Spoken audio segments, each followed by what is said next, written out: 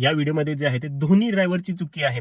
एक त्याची जो डबल गाडीला जे आहे ती ओव्हरटेक करत होता, समोरनं गाडी जाते तरी तिच्या मागून ओव्हरटेक करायला गेला, आणि दुसरी जी आहे ती ह्या समोरून ज्या गाडीमध्ये रेकॉर्डिंग चालू आहे त्या गाडीवाल्याची देखील समोरनं गाडी ओव्हरटेक करते तरी देखील ह्यांनी स्पीड थोडी देखील कमी केली नाही. अशा सिच्युएशनसाठीच आपल्याला थोडं अलर्ट राहायचं असतं. कोण ओव्हरटेक करते तर आपण आपली स्पीड कमी करायची असते, जेणेकरून त्याला जे ती जास्त टाइम मिळेल. काही लोकांना तुम्ही पाहिलेलं असेल की त्यांना वाटतं की हा माझा लेन मध्ये कशा आला, अरे बाबा ती ओव्हरटेकिंग तो तिकडनं करू शकतो, त्याला तुम्ही दिसला नाही, त्याला मोकळा रस्ता वाटला म्हणून त्यांनी ओव्हरटेकिंग जी आहे ती केली.